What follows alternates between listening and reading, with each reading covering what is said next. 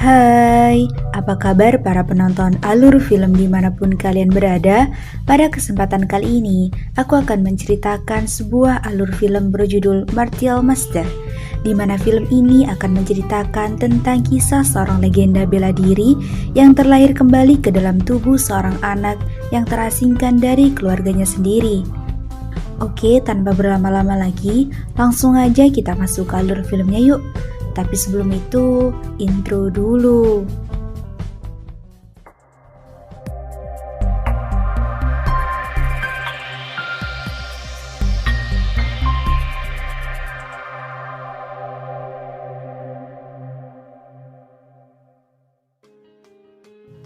Di awal film, terlihat seorang pemuda bernama Qin Chen yang sedang dikejar oleh sahabat dan kekasihnya.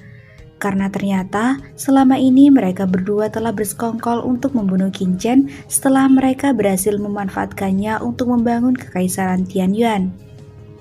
Setelah itu, sahabatnya tersebut meminta sebuah artefak milik Qin Chen jika ia ingin tetap hidup.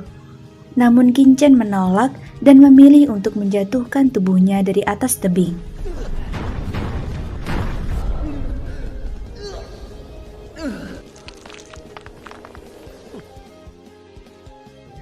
"300 tahun kemudian, secara mengejutkan, Qin Chen tersadar dan menjadi seorang remaja yang sedang terluka karena telah terlibat perkelahian dengan salah satu temannya. Namun pada zaman ini, kekaisaran yang telah Qin Chen bangun sudah menguasai sebagian besar wilayah, sedangkan dirinya terlahir di keluarga Qin yang ada di daratan Tianwu. Di sisi lain, ibunya bernama Yuqi dahulu adalah seorang kembang desa, namun setelah melahirkan tanpa seorang suami, akhirnya ia pun dikucilkan dan ingin diusir dari desanya itu. Beruntung, kakek Qin Chen tetap melindunginya dan membiarkannya tetap tinggal di dalam keluarga Qin. Sesaat setelahnya, seorang pelayan pun datang dan menyuruh Yuqi untuk menemui majikannya dan juga merupakan kakak ipar Yuqi yang bernama Lady Zhou. Dan wanita tersebut adalah orang yang sangat jahat, bahkan dia sudah beberapa kali berusaha untuk mengeluarkan Qin Chen dan ibunya dari dalam keluarga. Karena khawatir Qin Chen pun tak memberikan izin kepada ibunya. Namun si pelayan malah bertindak kurang ajar dengan mengatakan bahwa ibunya itu telah berjanji untuk menemani seorang raja bernama Zouqi setelah Lady Zhou memberikan pengobatan kepada Qin Chen. Meskipun begitu, Qin Chen tetap berusaha untuk menghentikan ibunya tersebut. Karena itu, si pelayan lalu memanggil para pengawal untuk membawa Yuqi secara paksa. Akan tetapi, Qin Chen tetap melindungi sang ibu sembari mengacungkan pedang ke arah mereka. Tak lama kemudian, Lady Zhou dan Raja Qi pun muncul dan mengatakan bahwa ia akan memberikan hukuman kepada Qin Chen. Mendengar hal tersebut, Qin Chen malah menghina mereka berdua. Alhasil, Lady Zhou pun marah dan menyuruh kedua pengawal itu untuk menangkap Qin Chen. Tanpa mereka duga, ayunan pedang Qin Chen berhasil membunuh salah satu pengawal. Sontak hal itu membuat Lady Zhou semakin marah dan menyuruh pengawalnya yang lain untuk segera menangkap Qin Chen. Namun ternyata Qin Chen berhasil mengalahkan pengawal tersebut dan membuatnya lari ketakutan. Setelah itu, Qin Chen pun mengancam akan membunuh siapapun yang berani menyentuh ibunya. Karena kedua pengawalnya telah kalah, Lady Zhou akhirnya memanggil kepala pengawal dan menyuruhnya untuk memberikan hukuman langsung pada Qin Chen secara langsung. Untungnya, paman Qin Chen yang bernama Qin Yang Hong akhirnya datang dan memarahi istrinya. Kemudian, ia pun memuji keberanian Qin Chen dan meminta maaf kepada Yuqi atas perilaku dari istrinya itu. Di sana, Qin Yang Hong juga meminta Qin Chen untuk segera membangkitkan bloodline-nya sebelum dilaksanakannya tes di Akademi Tianxing. Malam harinya, terlihat Yuqi sedang membicarakan tentang Qin Yang Hong yang menurutnya juga memiliki tujuan untuk mengusir mereka dari rumah itu.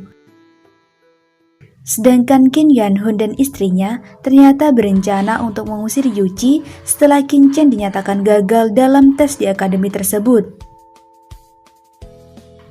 Esoknya, Qin Chen pun mulai berlatih untuk membangkitkan bloodline miliknya, namun ternyata hanya 7 meridian yang berhasil Qin Chen buka.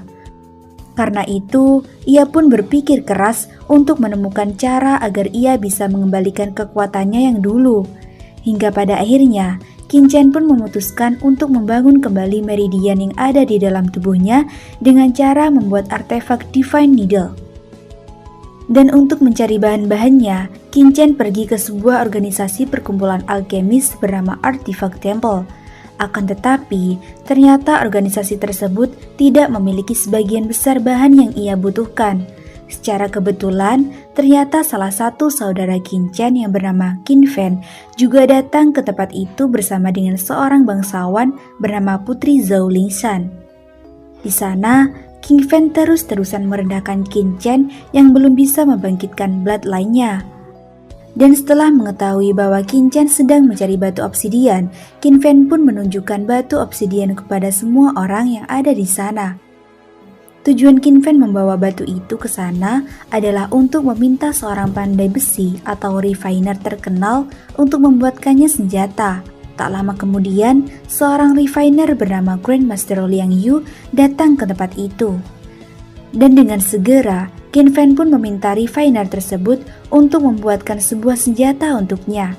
Di sisi lain, tujuan Zhao Linsang pergi ke sana ternyata adalah untuk menjadi murid dari Ling Yu. Karenanya, mereka pun pergi untuk mengetes kekuatan Zhao Lingshan. Namun secara tidak sengaja, Qin Chen mengetahui kalau Liang Yu terkena sebuah racun dan tampaknya Qin Chen memiliki sebuah rencana yang dapat menguntungkannya. Singkat cerita, setelah Liang Yu menjadikan Zhao Lingshan muridnya, tiba-tiba Qin Chen mengatakan sesuatu yang menyinggung perasaan Liang Yu. Sontak, Liang Yu pun marah dan ingin membunuh Qin Chen. Akan tetapi, gerakannya terhenti setelah Qin Chen mengatakan bahwa hanya dirinya lah yang bisa menghilangkan racun yang ada dalam tubuh Liang Yu. Mendengar hal tersebut, Liang Yu lalu meminta Qin Fen dan Zhao Lingshan untuk pergi meninggalkan mereka berdua. Kemudian, Qin Chen pun mulai menjelaskan penyebab munculnya racun tersebut di dalam tubuh Liang Yu. Namun sebelum ia membuatkan penawar racunnya, Qin Chen meminta Liang Yu untuk membuatkannya artefak Divine Needle dari batu obsidian yang telah diberikan Qin Fen.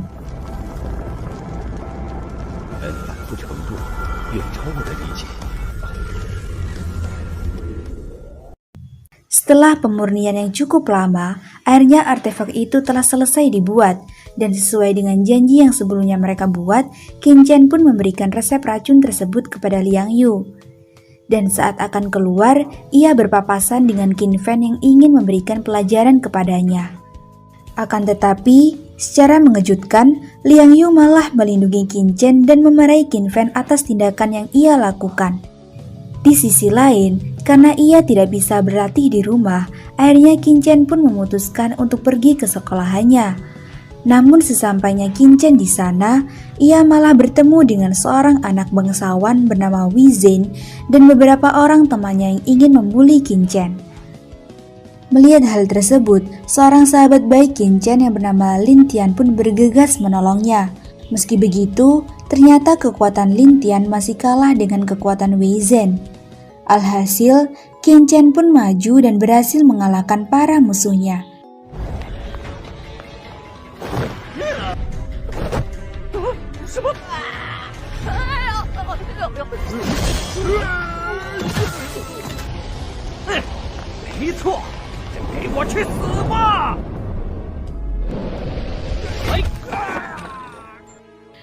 Hal itu pun membuat semua orang kaget, mengingat sebelumnya Qin Chen dikenal sebagai seorang pecundang yang sangat lemah. Bahkan Lin Tian juga merasakan kalau ada perbedaan dengan sifat sahabatnya itu. Kemudian, mereka berdua pun pergi ke ruang kultivasi untuk berlatih. Sesampainya di sana, Qin Chen lalu mulai menusukkan artefak Divine Needle ke tubuhnya. Meski sempat akan menyerah, Qin Chen kembali bangkit setelah ia mengingat kembali penderitaan yang dialami sang ibu dan dirinya selama ini. Namun tanpa Qin Chen duga, ternyata pedang kuno yang ia temukan di masa lalu telah mengikuti dirinya. Dan kemungkinan besar hal tersebut juga menjadi penyebab Qin Chen bisa hidup kembali. Singkat cerita, Qin berhasil dalam latihannya itu dengan membangkitkan 12 meridian yang ada di dalam tubuhnya. Tapi sesampainya di luar, ia tidak menemukan keberadaan Lin Tian. Di sisi lain, rupanya ada seseorang yang diam-diam mengawasinya. Karenanya, Qin pun bersembunyi untuk menangkap orang itu, dan akhirnya ia pun mengetahui bahwa orang itu adalah suruhan Wei Zhen yang saat ini juga telah berhasil menangkap Lin Tian. Tentu saja Qin pun marah dan memutuskan untuk pergi menyelamatkan nyawa temannya. Setelah beberapa lama berjalan, akhirnya ia telah sampai di tempat tersebut. Sedangkan ternyata Wei Zhen juga telah meminta bantuan kepada kakaknya yang bernama Wei Chen untuk mengalahkan Qin. Di sana, Wei Chen mengatakan jika Qin ingin diampuni, maka ia harus berlutut dan meminta maaf pada adiknya. Namun tanpa berpikir panjang, Qin lalu melayangkan pukulan tepat di muka Wei Chen. Setelah melepaskan ikatan Lin Tian, ternyata Wei Chen masih tersadar dan balik menyerangnya. Alhasil, Qin pun bertarung dan berhasil mengalahkannya.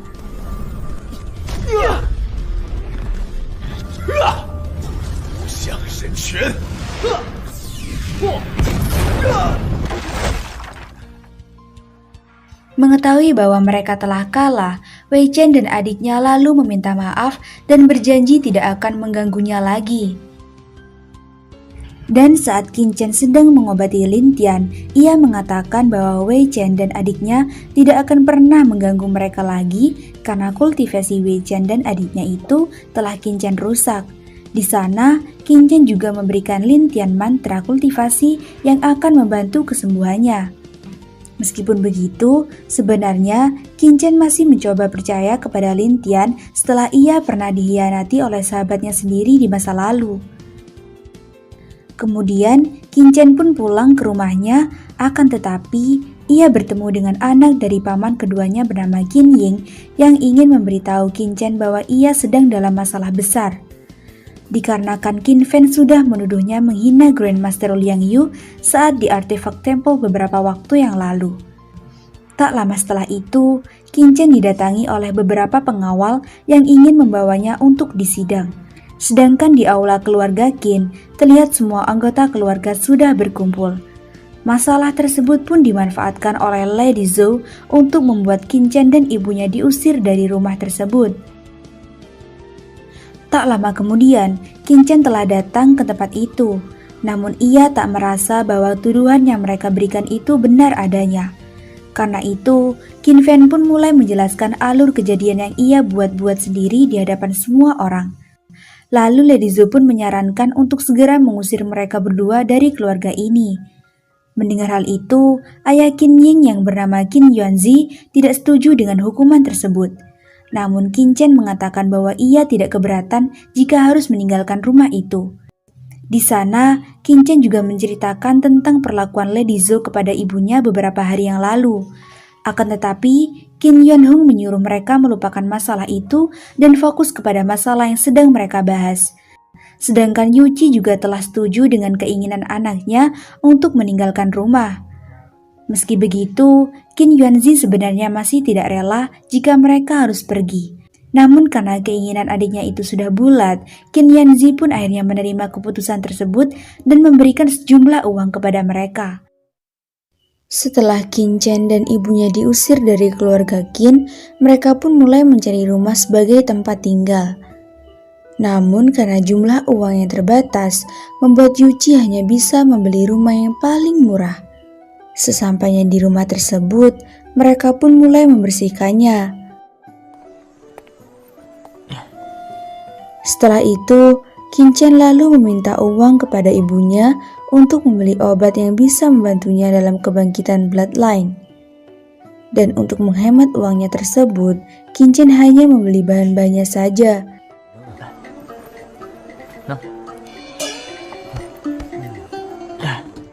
Hal itu pun membuat heran Yuqi, karena yang ia tahu selama ini Qin tidak pernah memahami ilmu pengobatan. Di sana, Qin ingin membuat obat Xiang Mai yang dapat meningkatkan sirkulasi darah. Alhasil, setelah meminum beberapa kali, Qin Chen pun siap untuk membangkitkan bloodline-nya. 是时候去觉醒我体内的血脉了。 Karena itu, ia pun pergi ke tempat ritual kebangkitan bloodline Qi Gui. Di tempat itu, Qin Chen meminta disediakan sebuah tempat khusus untuknya. Akan tetapi, petugas yang ada di sana menyarankannya untuk ikut kebangkitan bloodline bersama dengan instruktur. Dikarenakan jika ia gagal dalam kebangkitan tersebut, maka itu akan membahayakan nyawanya sendiri. Meski begitu, Qin Chen tetap memilih melakukannya sendiri dan membayar 500 koin perak per jamnya untuk ruangan khusus tersebut. Di sisi lain, terlihat wakil ketua tempat kebangkitan bloodline sedang memerintahkan manajer tempat itu untuk menjaga sebuah instrumen kebangkitan bloodline dikarenakan instrumen tersebut sangatlah kuno. Bahkan sang ketua masih berusaha untuk bisa mengaktifkannya. Tak lama kemudian, si manajer didatangi oleh salah satu penjaga yang mengabarkan bahwa instruktur yang bertugas saat ini tiba-tiba mengalami sebuah masalah. Sedangkan Qin Chen yang melihat instrumen kebangkitan itu akhirnya memutuskan untuk menggunakannya. Namun saat ia melakukan kebangkitan tersebut, Qin Chen terkejut karena tubuhnya tidak bereaksi sama sekali. Karena itu, ia pun terus memaksakan dirinya dan berhasil mendapatkan sebuah bloodline guntur yang sangat langka.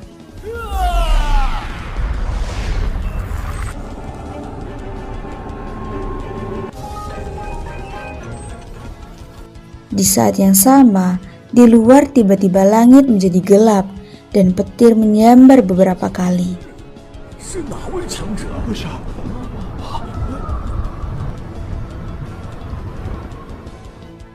Hal tersebut membuat Qin Chen sangat senang dan ia pun langsung mencoba kekuatannya di sana.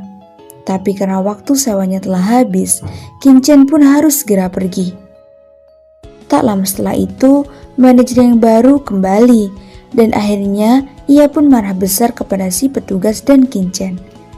Karenanya, ia pun memanggil penjaga untuk menangkap Qin Chen dan menuduhnya telah merusak instrumen kebangkitan tersebut. Namun Qin Chen merasa bahwa dirinya tidak salah dikarenakan si manajer telah meninggalkan tempat itu dengan membiarkan pintu yang masih terbuka. Sesaat kemudian, sang ketua yang baru datang terkejut melihat instrumen tersebut yang sudah berfungsi. Dan ia pun bertanya siapa orang yang telah berhasil mengaktifkannya. Di sisi lain, karena si manajer terus berusaha menutupi kesalahannya, alhasil sang ketua pun memberikan sebuah gambaran kepadanya. Sedangkan semua orang dikagetkan dengan sang ketua yang malah menghormati Qin Chen. Di sana, sang ketua juga meminta Qin Chen untuk mengajarinya cara mengaktifkan alat instrumen tersebut.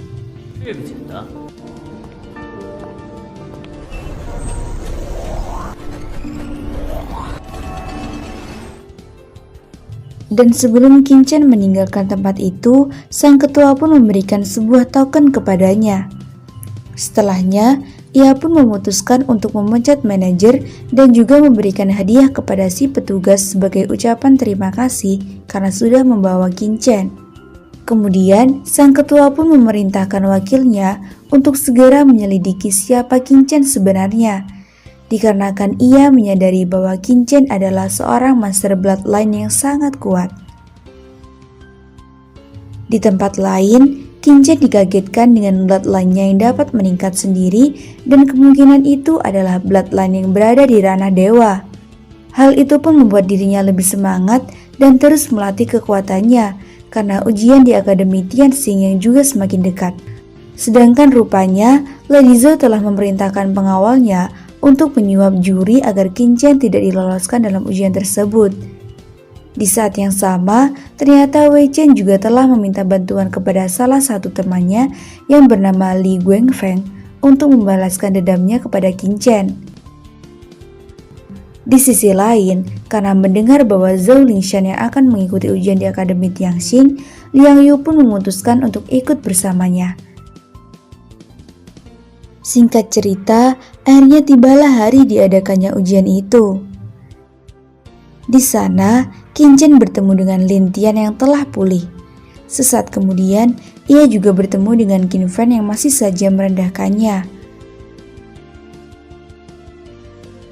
Sedangkan di bangku penonton, ternyata Liang Yu juga telah datang bersama dengan Zhao Lingsha dan sang ayah.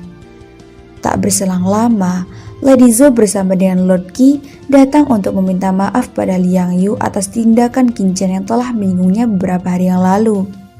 Dan sebagai tanda permintaan maafnya, Lady Zhao mengatakan bahwa ia telah mengusir Qin Chen dan juga sang ibu dari keluarga Qin. Sontak Lian Yu menjadi sangat kesal, dikarenakan ia takut kalau hal tersebut malah membuat Qin Chen jadi membencinya. Sesaat kemudian, Yu Qi pun telah datang ke tempat itu. Dan ternyata ujian tersebut juga dihadiri oleh penguasa pertama kerajaan Dagi bernama Raja Lingwo. Hingga pada akhirnya ujian tersebut pun dimulai. Di sesi pertama kali ini, seorang juri ujian tersebut yang bernama Guru Gehong pun memerintahkan para murid yang belum membangkitkan bloodline-nya untuk maju ke depan. Dan karena bloodline-nya telah bangkit, Qin Chen pun tetap duduk dan tidak mengikuti sesi tersebut. Alhasil, hal itu pun dimanfaatkan oleh Qin Fan untuk menuduh Qin Chen sebagai pembohong dan harus segera dikeluarkan dari akademi. Karena Qin Fan terus mengoceh, akhirnya Qin Chen pun maju dan bertaruh dengan Qin Fan. Di mana jika Qin Chen gagal, maka ia akan langsung keluar dan siap menerima hukuman. Namun jika ia berhasil, maka Qin Fan harus menggonggong di depan semua peserta ujian itu. Akan tetapi, saat ia akan mengeluarkan bloodline-nya, rupanya batu kristal kebangkitan yang Qin Chen gunakan ternyata telah disabotase oleh Guru Gehong yang telah bekerja sama dengan Lady Zhao.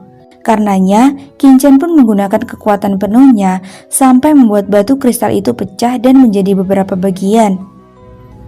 只凭一块死水晶，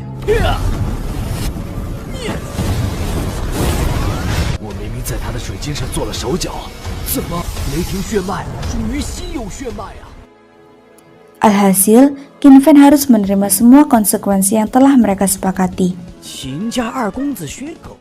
Kemudian, tes pun kembali dilanjutkan dengan sesi ujian memanah. Meski sudah dipermalukan di ujian sebelumnya, ternyata Qin Fan masih saja menyombongkan dirinya. Dan dengan sedikit kekuatannya, Qin Chen pun berhasil lolos dalam ujian tersebut. 这回我要一雪前耻！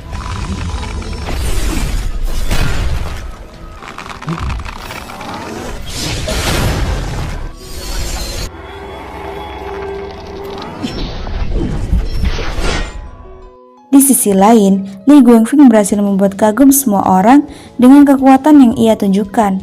Setelah itu, ujian pun dilanjutkan dengan sesi pertarungan. Yang mana dalam babak pertama ini, semua siswa akan bertarung dengan dibagi menjadi beberapa kelompok. Selain Li Guangfeng, ternyata ada salah satu murid lainnya yang juga sama kuatnya bernama Wang Qinming.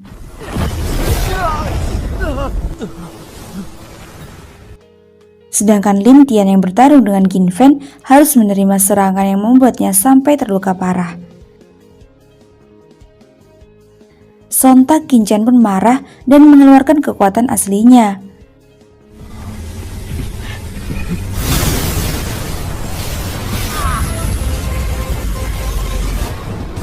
Melihat hal itu, Lady Zhao lalu memberikan perintah untuk mengatur pertandingan Qin Fan dan Qin Chen.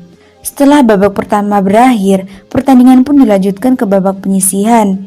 Dalam babak penyisihan tersebut, Li Guangfeng dan Wang Qinming berhasil meloloskan dirinya dengan sangat mudah. Hingga pada akhirnya, pertandingan antara Qin Chen dan Qin Fan pun dimulai. Di tengah pertarungan tersebut, Qin Fan kaget karena kekuatan Qin Chen ternyata melebihi dugaannya. Karena itu, Qin Fan pun mengeluarkan teknik mematikan bernama pukulan 13 gelombang. Akan tetapi, Qin Chen ternyata bisa menghindarinya dan ia pun memenangkan pertarungan tersebut.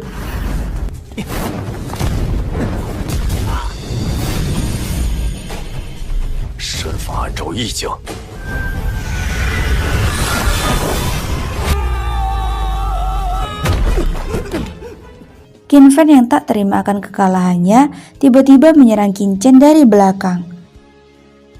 Alhasil, Qin Chen pun memberikan sebuah pukulan yang dapat menghancurkan kultivasi kepada Qin Fan. Melihat hal itu, Lady Zhao yang sangat marah lalu memerintahkan pengawalnya untuk menghabisi Qin Chen. Beruntung, Liang Yu segera turun dan berhasil menyelamatkannya. Karena tindakan tersebut, akhirnya kepala sekolah mengusir Lady Zhou dan juga anaknya dari tempat itu. Setelahnya, Qin Chen pun melaporkan guru Gehong yang telah bersekongkol dengan keluarga Qin yang ingin menjebak dirinya, dan untuk membuktikannya, Qin Chen menyuruh kepala sekolah untuk memeriksa kotak nama. Sontak kepala sekolah pun marah dan memecat guru Gehong dari pekerjaannya. Sedangkan karena Liang Yu telah membantunya, Qin Chen pun menyuruh Liang Yu untuk mencarinya jika ia membutuhkan bantuannya.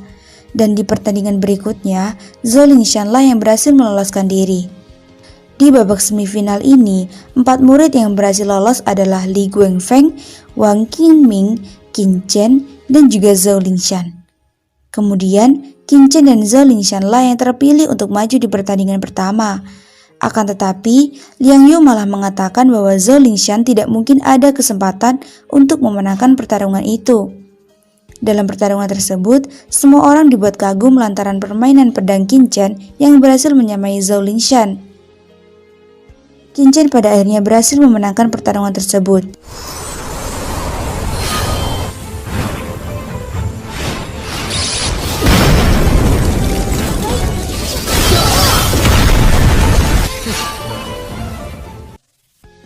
Setelah pertarungan antara Qin Chen dan Zhou Lingshan berakhir, pertandingan kedua pun dilanjutkan antara Li Guangfeng dan Wang Qingming, di mana pertarungan tersebut sangatlah sengit. Meskipun Wang Qingming adalah rakyat biasa, kemampuannya mampu menyaingi Li Guangfeng yang berasal dari keluarga bangsawan. Namun karena perbedaan dari segi sumber daya yang mereka gunakan, akhirnya Wang Qingming pun kalah dalam pertandingan itu.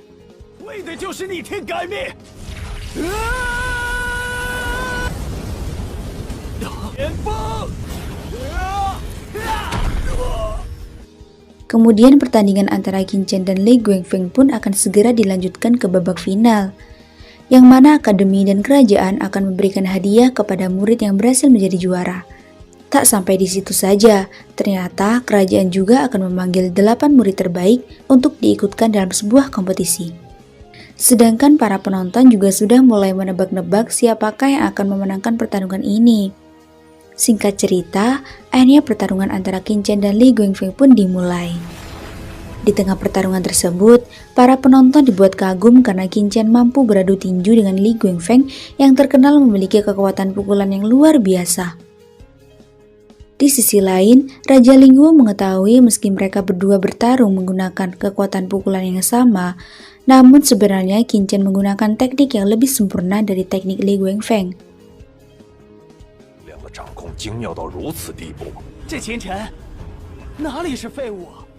Dengan intensitas pertarungan yang cukup lama, akhirnya membuat Li Guangfeng mulai terpojok. Karena itu, ia pun menggunakan kekuatan Bloodline Api tingkat 3-nya untuk menyerang Qin Chen. Meski begitu, Qin Chen mampu melawan dan berhasil mengalahkannya.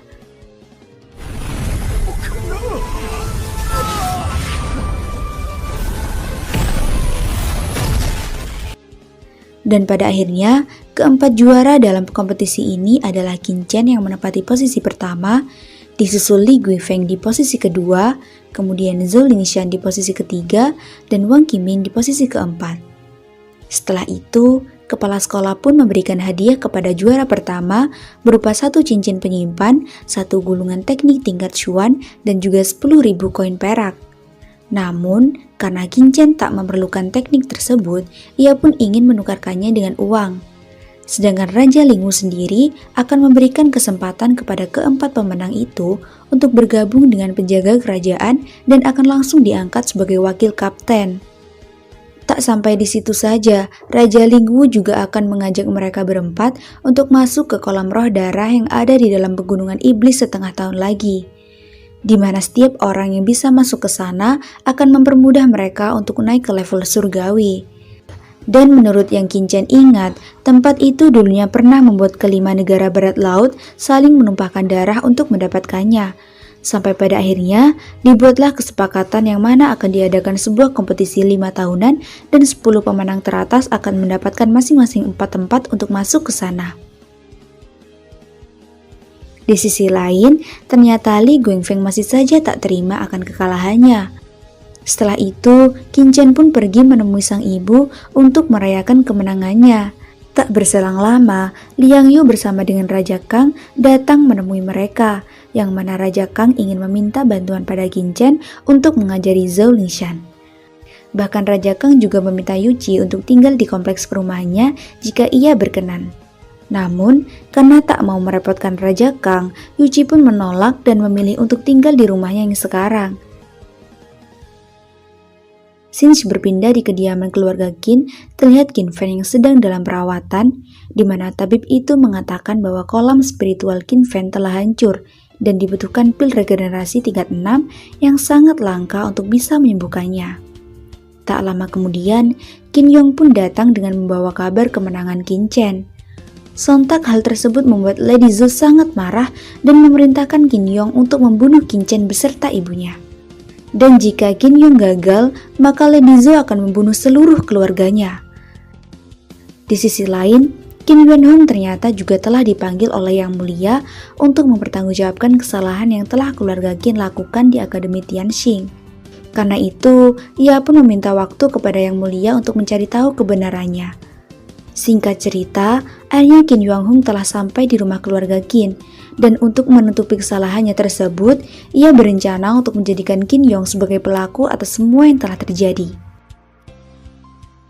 Sedangkan Qin Chen yang kala itu sedang bermeditasi pun telah kembali meningkatkan kekuatannya karena puncak manusia akhir.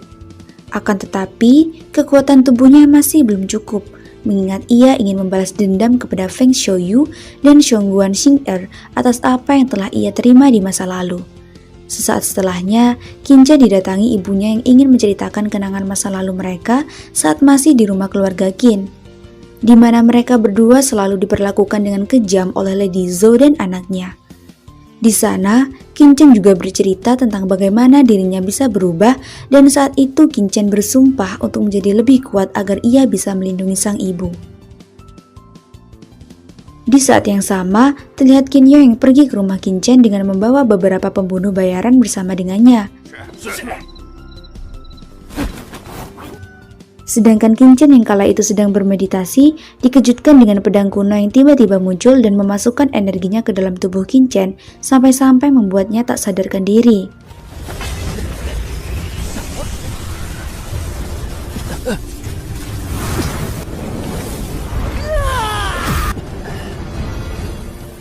Ketika bangun, secara mengejutkan kultivasi dan kepekaannya meningkat drastis. Tak lama setelahnya, Qin Chen mendengar suara dari luar yang ternyata adalah Qin Yong yang akan melakukan aksinya. Karena itu, Qin Chen pun memutuskan untuk pergi ke kamar ibunya dan memastikannya aman. Kemudian ia pun menyerang salah satu pembunuh bayaran tersebut dan menyamar menjadi bagian dari mereka. Alhasil, Qin Chen pun berhasil membunuh beberapa pembunuh bayaran itu.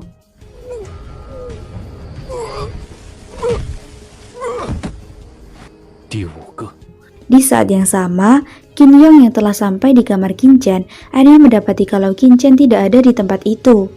Karena itu, ia pun memutuskan untuk pergi ke kamar Yuji dan segera membunuhnya. Melihat ibunya dalam bahaya, Qin Chen pun keluar dan membunuh para pembunuh bayaran yang bersama Qin Yong. Dan pada akhirnya terjadilah pertarungan antara mereka berdua.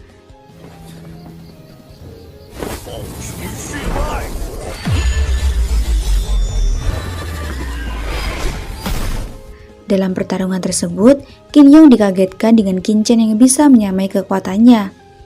Untuk itu, ia pun segera memakan amukan darah agar kekuatannya menjadi bertambah.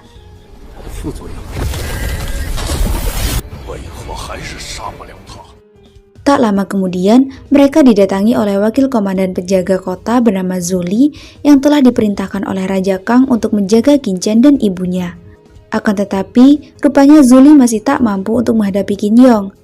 Di sisi lain, Qin Chen yang mengawasi pertarungan tersebut akhirnya menyuruh Zuli untuk menyerang tulang rusuk kiri Qin Yong.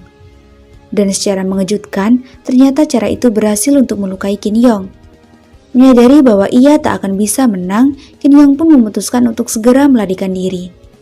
Namun, tiba-tiba Qin Chen memberikan serangan padanya dan berhasil membuat Qin Yong tewas di tempat itu. Tak lama kemudian, Yuzi pun keluar dari kamarnya dan kaget mendengar apa yang telah terjadi. 刚才秦勇带着几个歹人闯了进来。我等告辞。 Di sisi lain, Lady Zhou dan putranya ternyata masih berharap-harap cemas menunggu kabar kematian Yuji dan Qinchen. Akan tetapi, sesaat setelah itu mereka dikejutkan dengan mayat Qin Yong yang telah berada di depan pintu rumah keluarga Qin. Karena hal tersebut, Qin Yuanghun pun khawatir tentang bagaimana cara ia menjelaskan tentang semua yang telah terjadi kepada Yang Mulia saat di pengadilan. Tak berselang lama, Qin Yuzi pun menemui mereka dengan perasaan marah. Dan Qin Yuzi juga mengancam jika terjadi sesuatu kepada Yuji, maka ia tidak akan membiarkan mereka berdua. Keesokan harinya, terlihat Lin Tian yang pergi ke rumah Qinchen setelah ia mendapatkan kabar dari kepala sekolah Chu dan Raja Kang tentang penyerangan yang terjadi tadi malam. Di sana, Qinchen juga melihat bahwa saat itu kultivasi Lin Tian telah meningkat pesat. Kemudian, Qinchen pun mengajak Lin Tian pergi ke aula harta karun untuk mencari sebuah senjata. Meskipun sebenarnya Lin Tian lebih menyarankan ke toko lain, dikarenakan semua benda yang dijual di tempat itu terbilang sangatlah mahal. Sesampainya di dalam aula harta karun itu, mereka pun langsung pergi melihat-lihat semua jenis senjata ditemani oleh seorang pelayan. Namun karena kualitas senjata yang dijual kurang baik menurut Qinchen, ia pun terus-terusan meminta pada si pelayan untuk mengeluarkan semua senjata yang dijual di tempat tersebut. Hal itu pun membuat si pelayan sangat kesal dan melaporkannya kepada seorang manajer bernama Xu Zeng. Alhasil, Xu Zeng yang marah akhirnya memanggil penjaga untuk mengusir mereka berdua. 徐管事，有个吩咐，就给我打断他们的双腿，有事儿也照打不误。 Akan tetapi, setelah mendengar nama Qinchen yang merupakan murid nomor 1 Akademi Tianxing, Xu Zeng pun menarik kata-katanya dan dengan senang hati mengantar mereka untuk melihat-lihat semua senjata yang ada di lantai 2 aula harta karun. Ternyata di tempat itu sedang diadakan sebuah perjudian harta karun yang dihadiri oleh beberapa anak bangsawan termasuk Li Guangfeng. Dan tujuan mereka menghadiri perjudian itu adalah untuk memikat hati seorang putri bernama Yan Ruyu. Namun Qinchen tidak tertarik bergabung dan memilih untuk melanjutkan mencari senjata. 对赌宝没什么兴趣。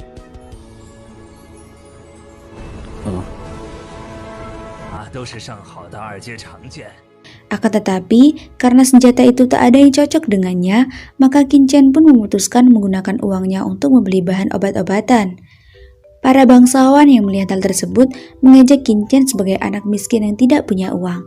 Bahkan ada salah satu bangsawan itu bernama Gezu Ge mengatakan bahwa ia akan memakan meja jika Qinchen mampu membeli barang-barang di aula harta karun. Akan tetapi, mereka terkejut ketika Qinchen memiliki cincin penyimpanan dan mengeluarkan beberapa lembar uang untuk membeli bahan obat-obatan tersebut. 就将这桌子吃下去。 Alhasil, Gezu Ge pun harus menelan perkataannya sendiri dan dipermalukan oleh teman-temannya. Singkat cerita, perjudian itu pun akhirnya dimulai, di mana Qinchen menyadari bahwa barang-barang yang dikeluarkan oleh aula tersebut hanyalah barang-barang yang tidak berharga. Sedangkan Gezu Ge pun memulai perjudian itu dan mendapatkan sebuah batu geopesona yang menurut seorang penilai bernama Yang Yan harganya sekitar 50.000 perak. Karenanya, ia kemudian memberikan benda tersebut kepada Yan Yuri untuk membuatnya terpikat. Di sisi lain, seorang bangsawan lain bernama Liang Pen tidak terima melihat Gezu Ge mendekati Yan Ruyu. Akhirnya memutuskan untuk membeli dan mendapatkan sebuah benda yang bertuliskan pola array. Dan bagaimanakah kelanjutan kisahnya akan berlanjut di part berikutnya.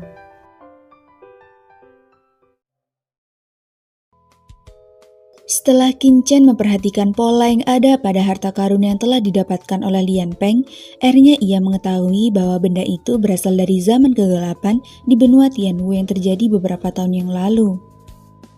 Namun tak banyak buku catatan yang menceritakan sejarah pada era tersebut. Di sisi lain, guru yang menjelaskan bahwa benda itu adalah harta karun dari zaman kuno yang harganya bisa mencapai 70.000 sampai 80.000 koin perak. Kemudian Lian Peng pun tanpa pikir panjang memberikannya kepada Yan Ruyu. 多谢连上门主。7、8万银币的东西随手就献了出去。 Meski begitu, Qingchen seperti pernah melihat harta karun itu. Tak berselang lama, secara tidak sengaja, Lin Tian mengatakan bahwa benda tersebut sangatlah mirip dengan toilet. Sontak para bangsawan dan guru yang pun kesal dan memerintahkan Xu Zeng untuk membawa mereka pergi dari sana. Akan tetapi, Qingchen malah memperkeruh suasana dengan mengatakan bahwa yang telah dikatakan temannya itu benar. Mendengar hal tersebut, guru yang pun semakin kesal karena merasa kemampuannya telah diragukan. Alhasil, guru yang lalu meminta kepada Qingchen untuk meminta maaf padanya dengan berlutut di depan semua orang. Tapi Qingchen menolak dan menyuruh guru yang untuk memperbaiki pola pada artefaknya. Mendengar hal itu, guru yang pun berkata bahwa tidaklah mungkin untuk memperbaiki pola pada peninggalan kuno dalam waktu yang sangat singkat. Sedangkan para bangsawan itu malah menyebut harta karun itu adalah sebuah pot dari peninggalan Kaisar Zhang yang sangat berharga. Karenanya, Qingchen pun meminjam sebuah pena pola untuk memperbaiki benda itu. Dan pada waktu singkat, Qingchen pun mampu memperbaikinya.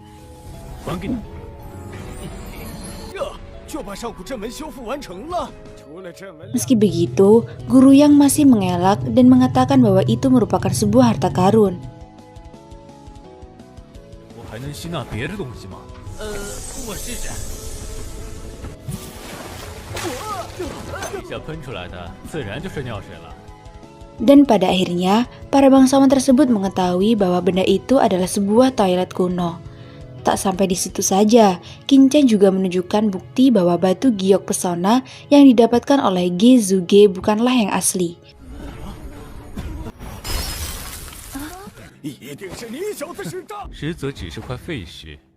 Setelah kejadian tersebut, para anak bangsawan itu pun mulai meragukan aula harta karun dan guru yang.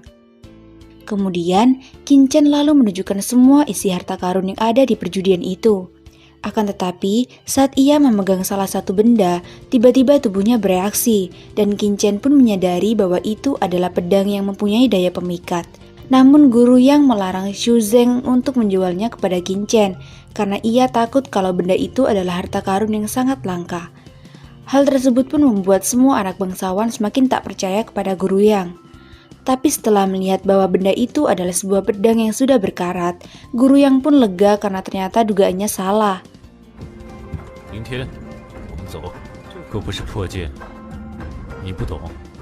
Setelah mereka meninggalkan aula harta karun, Qingchen lalu mengajak Lin Tian ke pavilion Bloodline untuk membantu kebangkitan Bloodline Lin Tian, di mana tempat itu sekarang menjadi sangat ramai setelah Qingchen membangkitkan Bloodline-nya di sana dan menjadi pemenang di Akademi Tianxing. Sedangkan si pelayan yang melihat kedatangan Qingchen dengan sangat ramah mengantarkannya ke ruang kebangkitan Bloodline. 原来是陈少的朋友，这还说了排队，怎么就有人插队了？只有血脉圣地金克林的顶级贵客。 Dan setelah berada di tempat itu, akhirnya Qingchen mengetahui kalau Lin Tian memiliki bloodline Raja Api Kematian, yang juga merupakan bloodline yang sangat langka. Namun hal tersebut membuat Lin Tian tidak bisa melakukan latihan seperti biasanya. Karena itu, Qingchen pun akan mengajarkan latihan tingkat surgawi berupa teknik Wang Ying kepadanya. 万有天境。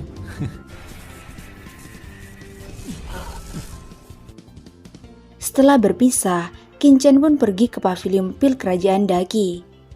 Akan tetapi, menurut Qingchen, semua pil yang ada di sana tidaklah berkualitas baik. Untuk itu, Qingchen pun bermaksud untuk bertemu dengan pemilik tempat tersebut. Mendengar hal itu, si pelayan pun mengatakan bahwa pemimpin mereka sangatlah sibuk dan juga hanya seorang alkemislah yang diizinkan untuk bertemu dengannya. Karenanya, Qingchen pun memutuskan untuk ikut dalam ujian alkemis. Namun saat akan mendaftar, manajer yang ada di sana tidak mengizinkannya dikarenakan Qingchen tidak memiliki sertifikat magang.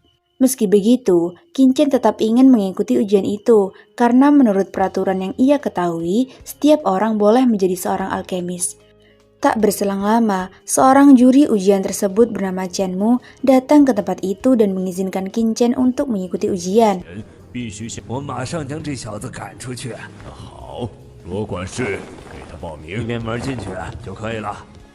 Di sana, ternyata semua peserta ujian itu sudah sangat berumur dan hanya Qinchen-lah peserta yang paling muda.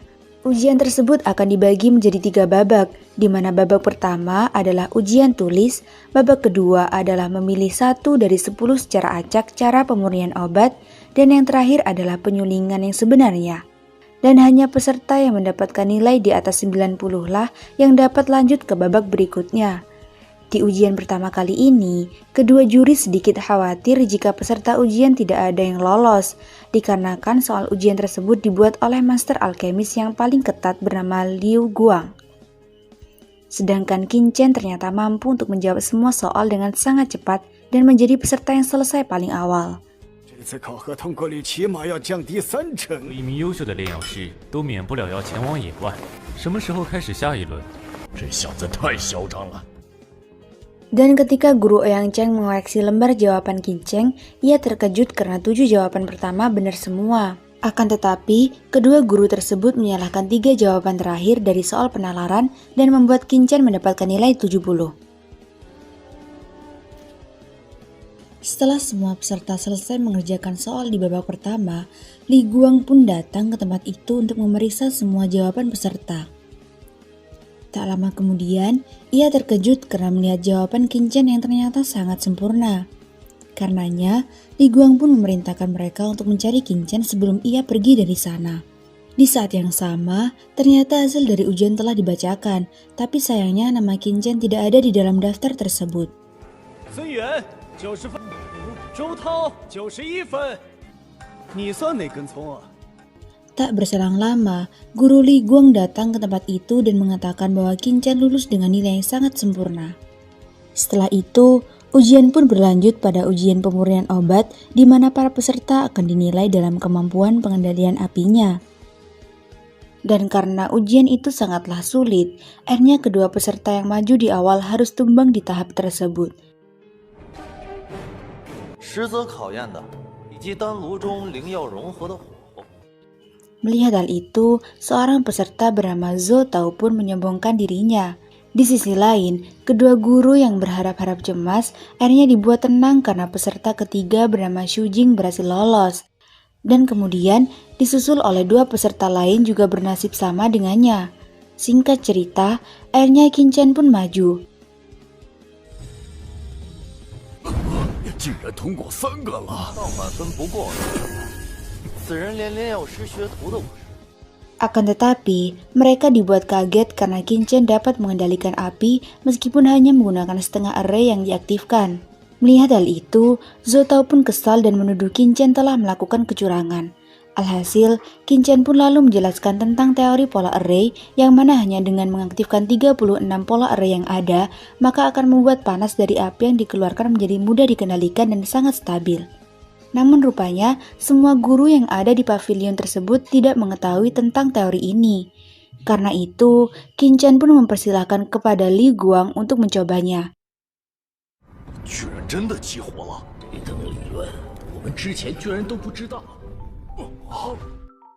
Setelahnya, Li Guang pun dengan sangat senang hati meloloskan Qinchen di ujian tersebut. Dan pada akhirnya, keempat peserta yang lolos dalam ujian itu adalah Xu Jing, Zhou Tao, Wang An, dan Qinchen. Kemudian di babak terakhir ini, para peserta diperintahkan untuk membuat pil Zhengyuan kelas 1. Namun mereka kaget dengan Qinchen yang sudah memulai dan memasukkan semua bahan secara langsung. Akan tetapi, betapa terkejutnya mereka ketika Qinchen berhasil membuat pil Zhengyuan berkualitas tinggi. 哪里来的药香啊？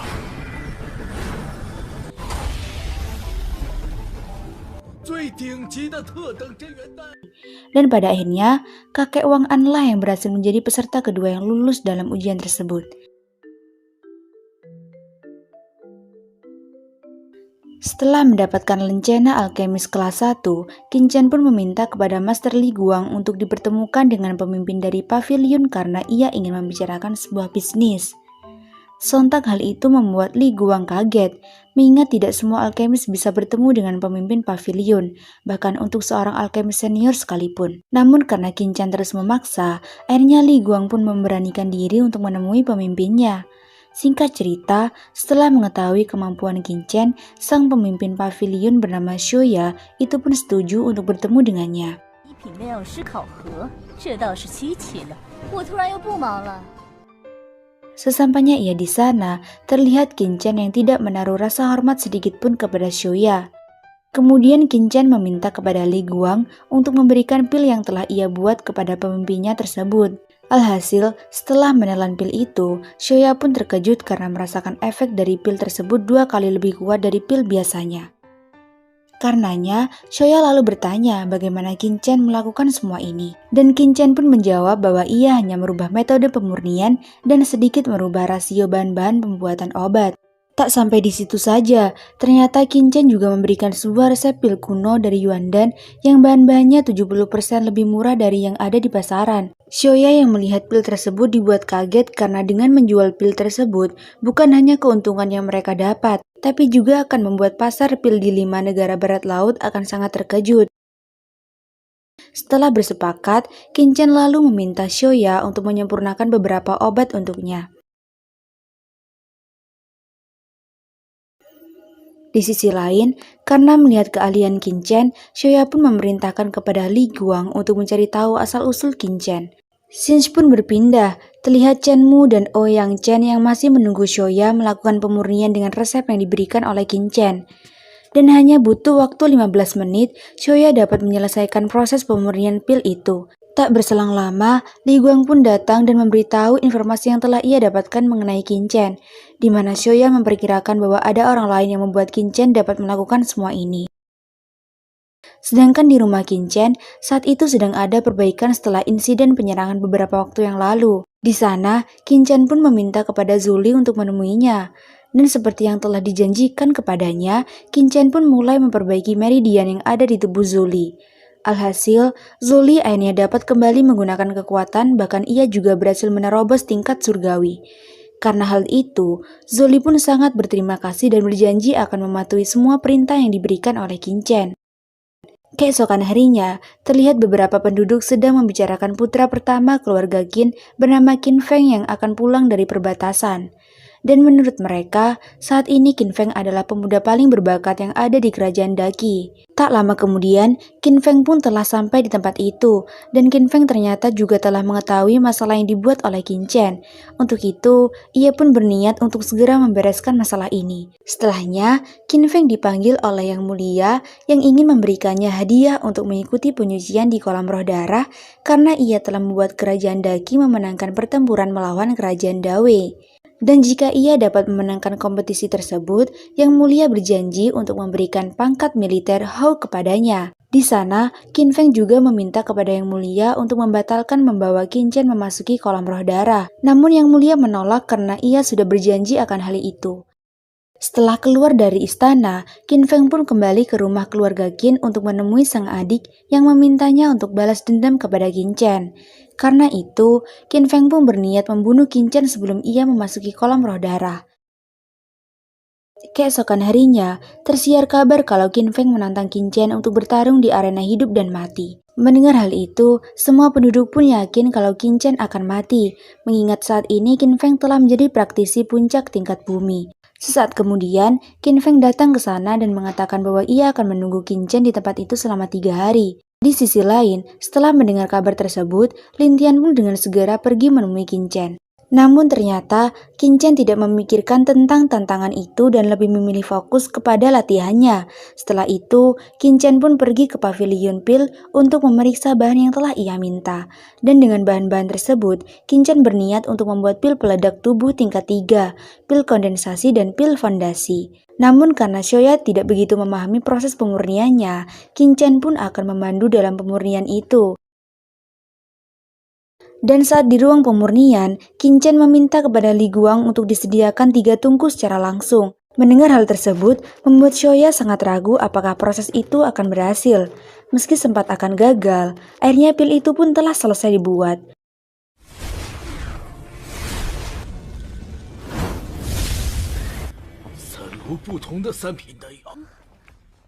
Dan bagaimanakah kelanjutannya akan berlanjut di part berikutnya.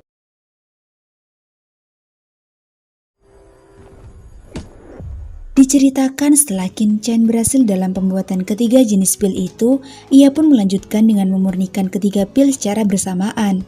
Hal itu pun membuat Shoya terkejut mengingat cara memurnikan yang dilakukan oleh Qin Chen sangatlah sulit. Kemudian, Qin Chen pun meminjam tempat latihan Shoya untuk menguji efek dari pil yang telah ia buat.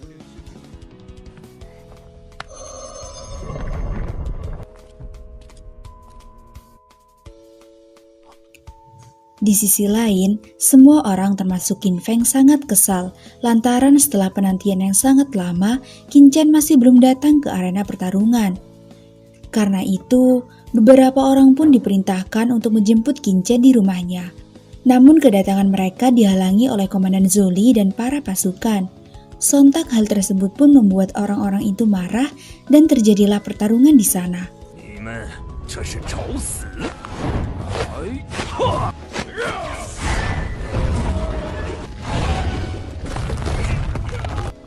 Akan tetapi, mereka akhirnya mengurungkan niat dan meminta maaf kepada Zuli setelah mengetahui bahwa ia telah sembuh dan berhasil menerobos ranah surgawi. Lalu Zuli pun berkata bahwa kedatangan mereka sia-sia saja karena saat ini Qin Chen tidak ada di tempat itu dan telah meninggalkan rumah sejak tadi pagi. Setelah mendengar kabar tersebut, beberapa orang pun memutuskan untuk pergi meninggalkan arena pertarungan.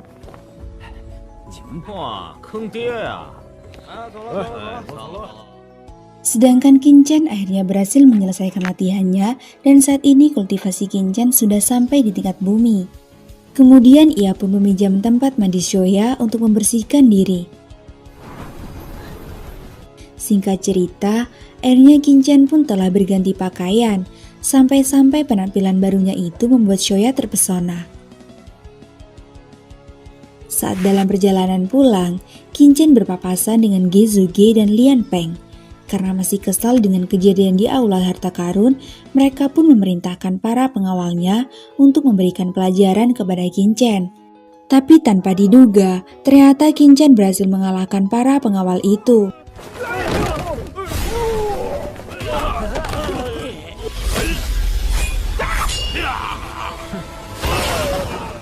Menyadari bahwa mereka telah kalah, Ge Zuge dan Lian Peng pun memutuskan untuk melarikan diri. Alhasil, Qin Chen lalu menggunakan bloodline-nya untuk menarik mereka kembali ke hadapannya. Setelah itu, Qin Chen meminta mereka berdua untuk membayar masing-masing 5 juta jika ingin dibebaskan. Dan dengan sangat terpaksa, akhirnya mereka pun menuruti keinginan Qin Chen. 可兄，哪天高兴？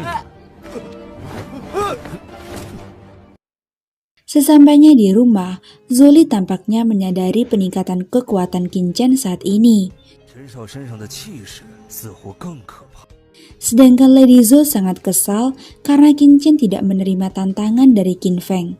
Keesokan harinya, seorang wakil komandan pengawal kerajaan bernama Gang Li datang ke rumah Qin Chen untuk menjemputnya pergi ke kolam roh darah atas perintah dari Raja Lingwu.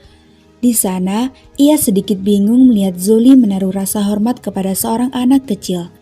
Setelah berlari beberapa kilometer, di tengah jalan mereka bertemu dengan rombongan pengawal kereta putri Zhou Lingshan. Mendengar hal itu, Qin Chen pun berniat ingin bertemu dengannya. Akan tetapi, para pengawal tersebut malah mengacungkan senjata mereka ke arah Qin Chen atas kelancangan yang telah ia lakukan. Tak berselang lama, Zhou Lingshan akhirnya keluar dari dalam kereta. Karena itu, Qin Chen pun menumpang padanya untuk pergi ke istana. 加个秦某吧。下不为例，继续赶路。 Dalam perjalanan tersebut, benih-benih cinta di antara mereka berdua pun mulai tumbuh. Scenes berpindah. Di istana kerajaan terlihat beberapa orang yang akan pergi ke kolam roh darah telah berkumpul. Di tempat itu juga ada 2 anak yang mulia bernama Pangeran Biu dan Putri Zisun. Sesaat setelahnya, Qin Feng juga telah sampai, di mana rupanya Pangeran Biu memiliki kenangan buruk dengannya.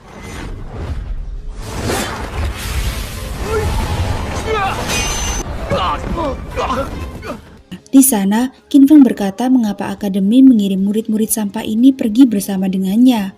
Sontak hal itu membuat Wang Qinming marah dan ingin bertarung dengannya. Namun karena perbedaan kekuatan yang cukup besar, dengan sangat mudah Qin Feng mampu melumpuhkan Wang Qinming. Sesaat setelahnya, kereta Zhou Lingshan telah sampai di sana. Melihat hal itu, Zishu pun ingin segera menjemputnya, akan tetapi ia terkejut setelah melihat ada seorang pria yang keluar dari kereta tersebut. Sontak ia pun marah dan melayangkan serangan ke arah Qin Chen. Tak lama kemudian, Zolinshan akhirnya keluar dan melindungi Qin Chen. Tapi Qin Chen malah memperkeruh keadaan dengan bertanya siapa wanita gila yang menyerangnya itu. Mendengar hal tersebut, seorang anak bangsawan bernama Zhang Yi pun marah dan ingin memberikan pelajaran kepadanya. Tanpa diduga, Pangeran Biu ternyata malah melindungi Qin Chen. Tak berselang lama, pangeran kedua kerajaan Daqi yang namanya tidak aku ketahui datang ke sana. Yang mana ternyata ia juga tidak suka dengan keberadaan Qin Chen. Untuk itu, ia pun memerintahkan Zhang Yi untuk bertarung dengan Qin Chen. Dalam pertarungan tersebut, Qin Chen sengaja menjadi orang yang lemah untuk menyembunyikan kekuatan aslinya dari Qin Feng.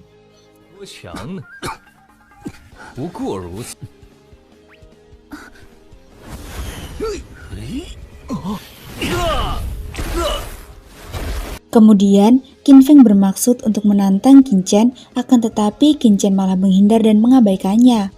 Sontak Qin Feng pun sangat marah dan ingin menyerang Qin Chen. Beruntung Yang Mulia akhirnya datang dan membuat Qin Feng mengurungkan niatnya.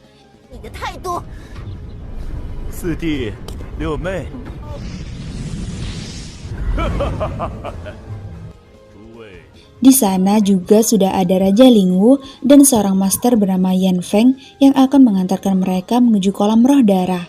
Dengan menggunakan binatang elang biru cakar darah bernama Shouking, mereka pun pergi meninggalkan istana.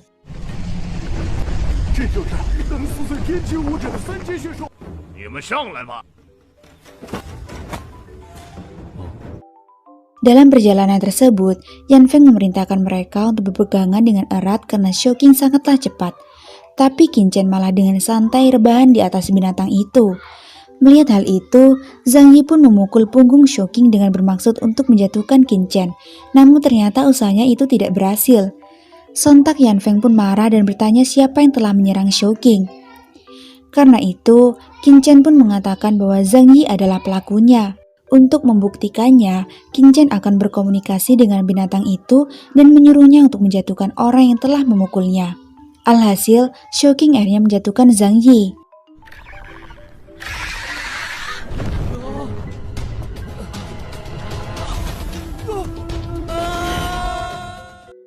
Yan Feng pun semakin terkejut setelah Qin Chen ternyata berhasil memerintahkan binatang itu untuk menyelamatkan Zhang Yi.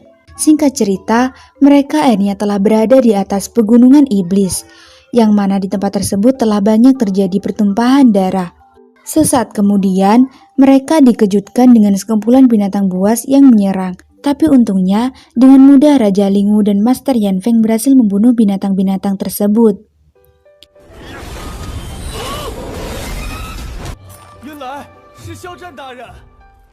Sesampainya di perkemahan, mereka bertemu dengan beberapa orang dari kerajaan Daqi yang juga menjadi peserta dalam kompetisi 5 negara. Namun karena mereka hanya rakyat biasa, kuota untuk masuk ke dalam kolam roh darah hanya diberikan untuk para peserta dari kerajaan. Untuk itu, Lingwu akan memberikan kuota tersebut kepada orang-orang itu jika mereka berhasil mengalahkan para peserta dari kerajaan. Hal tersebut pun membuat mereka sangat senang. Kemudian seorang bernama Zhou Qing pun maju dan menantang Wang Qingming. Dalam pertarungan tersebut, ternyata dengan sangat mudah Wang Qingming mampu mengalahkannya.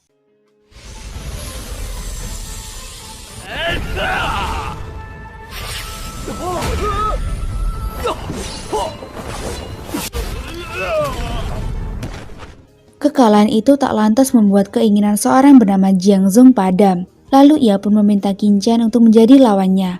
Alhasil, tanpa melakukan serangan, Qin Chen pun berhasil memenangkan pertarungan tersebut.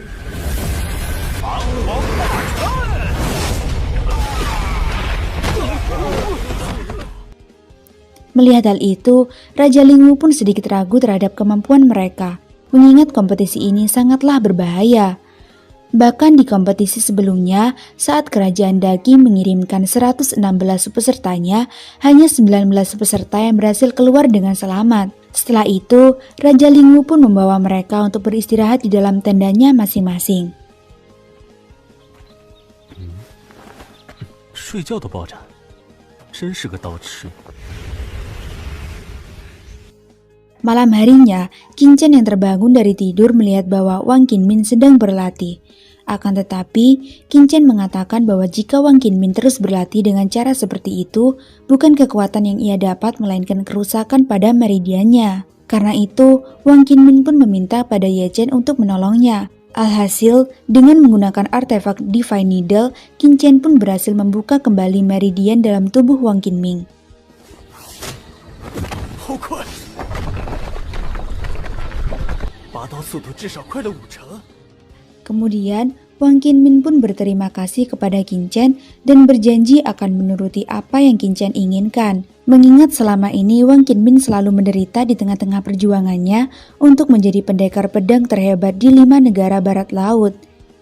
Keesokan harinya, terlihat beberapa peserta dari kerajaan Wei yang salah satunya bernama Xiao Bei mendatangi perkemahan mereka untuk mencari masalah.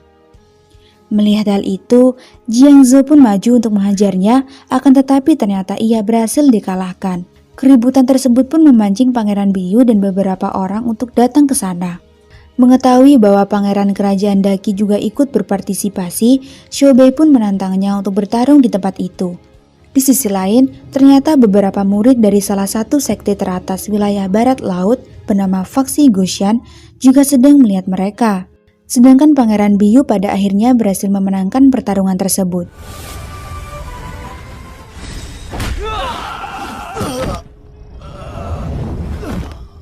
Tak lama kemudian, Raja Lingwu datang ke tempat itu untuk memperingatkan mereka agar berhati-hati dengan para peserta dari kerajaan Wei dan juga Faksi Goshan. Akhirnya tibalah saat di mana mereka akan segera memasuki kolam roh darah. Mereka juga bertemu dengan peserta dari kerajaan Wei dan para murid dari Faksi Goshan yang ternyata telah beraliansi.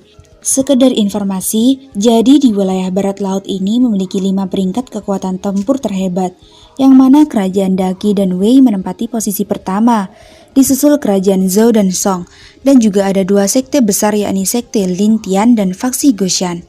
Akan tetapi, sebelum masuk ke dalam kolam tersebut, Raja Lingwu memperingatkan mereka untuk segera keluar jika tubuh mereka tidak bisa menahan energi spiritual yang ada di sana. Setelah berhasil masuk, Qin Chen pun terus menjelajahi tempat tersebut dan mencari sumber energi spiritual yang paling besar.